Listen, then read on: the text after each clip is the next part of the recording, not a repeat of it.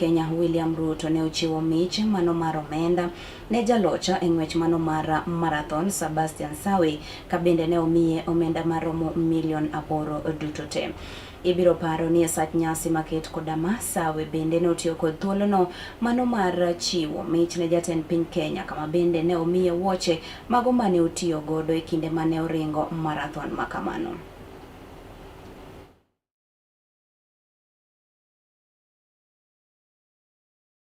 No human is limited. In his own extraordinary way, Sebastian Sawe, here today, has given that truth new meaning. We are truly privileged to have lived in this moment, to have witnessed history, not only as a distant memory, but also as a present reality.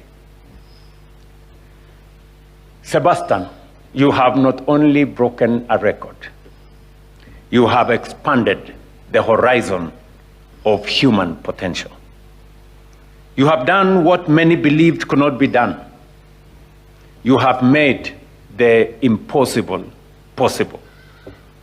And in so doing, you have inspired a nation, you have inspired a whole generation, and you have inspired the world. Kapod warango weche makamago, wayudo kanyo ni jotelo mago mopogore mane oyuoro nyasi makamano ne otiyo kod thuolono mano mar chiwo poch gi paka ne Sebastian Sawe kane oloso kata kane ogolo twak mare. Jatend migawo ma ochung'ne migawono mano mar tuke Salim Vuria ne owacho kendo ne osingo ni obiro bedo ka odhi nyime siro jotuke duto te mago mantiere pacho kae. Korka kore Sawe to ne otiyo kod thuolono mano mar goyo erokamano ne piny owacho kama bende wacho ni loch mane oyudono en mar oganda jo Kenya duto te. Your Excellency, today is a momentous occasion, and I want from the onset to thank you most sincerely for this high-level reception. This high-level reception, Your Excellency, demonstrates your leadership in inspiring the talents of the youth of our country. I want to congratulate Sebastian Sawe for the achievement. This achievement is not a mean feat. It is an achievement that has profiled our country, and we are all rallying behind Sebastian and all athletes who represent Kenya at the global stage. Your Excellency, this is also a very clear demonstration of your leadership to ensure that talents become a source of livelihood. And as we congratulate Sebastian, Your Excellency, I want to assure you, already from your directives, when an athlete breaks the record and they win gold, there are new awards which you will be announcing. I also want to... Nikafanya kule London. Nilifanya kwa niaba ya sisi wote kuchenga jina ya nchi yetu iendelee kung'aa kabisa, na ni furaha kwa sisi wote.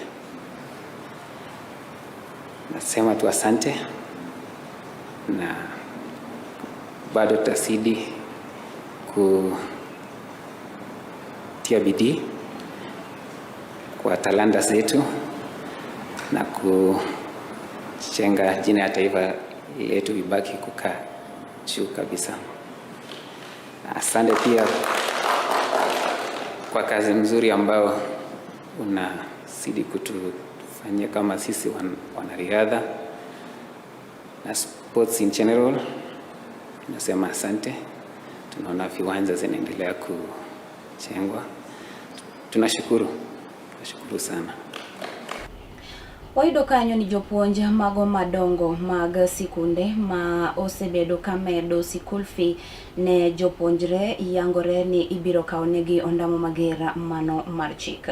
Jatend migawo mano mar somo Migoso Gamba wacho ni piny owacho nyaka gi sani osechako chenro mano mar ndiko kata timo nonro ewi ng'ura mago mag jopuonj kaachiel kod jorit nyithindo mago mabende chwalo ng'ur margi ewi jopuonjgo mago mabende omedo sikul fee, kendo kwayo TSC mar mondo mi otim nonro kendo kaw ondamo mager ne jopuonj madongo makamago.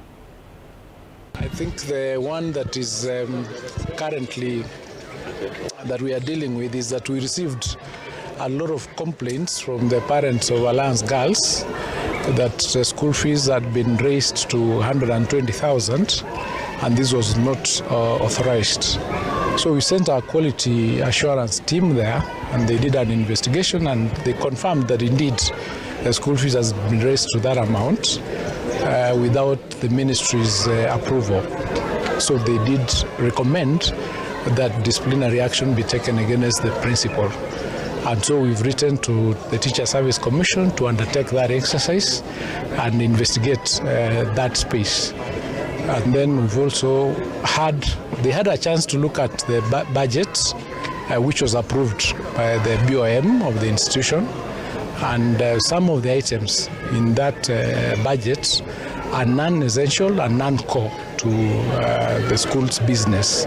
So they've also recommended that the county education board meets to discuss the conduct of the board of management.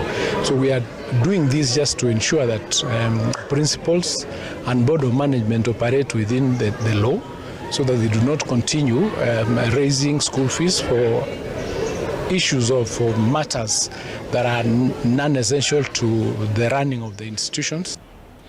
Jatend migawo ma ochung'ne migawo no mano mar thieth Eden Luale oromo kod jokanyono mago mag NAT kaachiel kod jokanyo mag Kupet bade mano ma Naivasha ewi ng'ur mano mabende gisebedo ka gintiere godo ka otenre kod okumba manyien mano mar SHA. Jopuonj go ng'ur ewi deko mano mar osara, chenro mano marach mabende ichwalo negi kaachiel kod ng'eto mano mabende osebed ka ing'ado godo pesgi nyadiriyo. Jopuonj go buogo mar biro bago ng'anyo kadiponi weche maket koda mago okobio losi mapiyo piyo. And also we have agreed on all the contentious issues. We have agreed on the payment of the last expense, and we have said within 48 hours following the demise of any of our teachers, the last expense should be paid within 48 hours. We have agreed on the tariff locking, and negotiations are going on. We want to give our teachers the best facilities that have all the equipment and in all levels. So tariff locking we have withdrawn. 2, we have agreed also that there will be no co-pay. Let me make it very clear. Any facility contracted by the Social Health Authority to serve teachers, the police, the prison, and the civil servants, if they co-pay and evidence is provided, the Social Health Authority will suspend that facility. Thirdly, we have the issue which was outstanding was the issue of overseas treatment. En mor ne moko kuom grube mago mag saga maromo 18 duto te mawuok West Kisumu Ward bang' ka bende tend kaunti no ka okalo kuom MCA mano makono Migosi Ken Ouko ne jochwalo negi masinde go mago mabende kuoyo pi ei puothe kaka yo mano mar bero chala mano mar pur kaachiel kod pith e wodno. Jopur go wacho ni gige kuoyo pigo biro bedo ka bero ngimagi kendo miyo gi tich mayot e kinde magitiyo kodgi. Iluonga ni Wechemanyien Ken Ouko ma West Kisumu Ward kelo ne jogo ma timo pur dalawa ka mane ward ma wantiere ni endi gen grube 18. Grube 18 gi wakelo negi pumps magoyo pi e puothe. Pumps gi endi ne watimo kaluwore gi public participation mane watimo kendo kane watero gi kamonego beni tero gi office mar governor no puodho ni en gima kare mondo mano timre. Pumps gi dhi konyo ogandawa Achiel dhi miyo mondo mi koro pur margi omedore. Mar adek, mar ariyo dhi miyo gin bende gibed jachir kuom gino ma gitimo. Malich mogik en rito pump en kuom oganda momi pump. Gino koro ken mar county. Wan wasemiyou kaka oganda. Daniel Mbogo Winga. I'm the Assistant Chief Mar North Kapunja. North Kapunja sub-location is one of the sub-locations of near Westward. Westward nengi sub-locations a beach. Pumps gi nebedo distribute along groups mani odak River Migada. Anya wacho ni it's a noble idea, it's a good idea nikech youth dhi yudo gima nyalo timo. Nikech pile mang'eny ni an idle mind is a devil workshop. And seche ma groups oyudo pumps, nyiso ni ka en pidho vegetables, all types of vegetables. Gibiro pidho kata koth chwe, kata chieng' rieny. And mano be biro boost economy margi nikech yudo ka koro tenda mag alot manie skundegi ginyalo apply kendo ginyalo yudo. To bende biro konya nikech iwacho ni ot ma chiemo nitie ka pesa nitie, weche mag dhaw masani wawinjo kon gi koni cha dhi reduce. Wamor kaka joma mine kendo wadwa puro matek, wapura lode. Wabiro konyo nyaka jowetewa be maonge go mondo mi ji oyud chiemo maromre. Pap momiwa ni ok en mar ng'ata ng'ata, pap ni en mar group, wanya konyo go individual joka puonja te. Kidwaro gimoro tibiro kawo pap through group, to wakonyi gi pump. Erokamano ne jo county kuom kelo dongruok maberni. Weche mago mamoko en ni migawo moro mabende ok en mano mar piny owacho mar Make Me Smile Kenya osechako chenro mano mar jolosom nyithindo mago ma ochando to rieka kendo ntiere kod gombo mano mar chwalo sombgi nyime. Chenro makama ne ochaki East Kolwa kod jata tije maka Make Me Smile mano migosi Peter. Jafambo marwa Justa Zadoyo oikonwa report makama.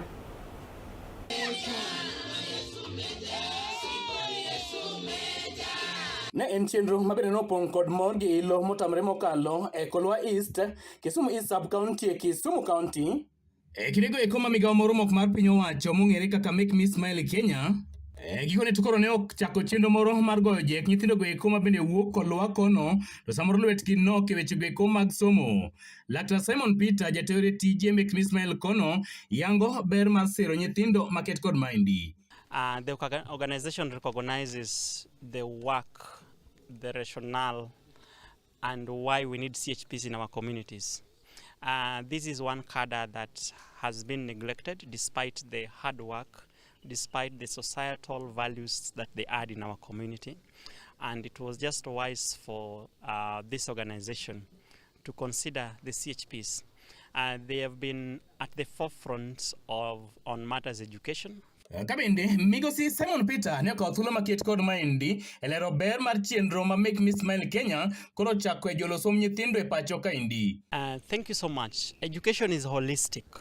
So while the government could be supporting the tuition, but we have some other parental responsibilities.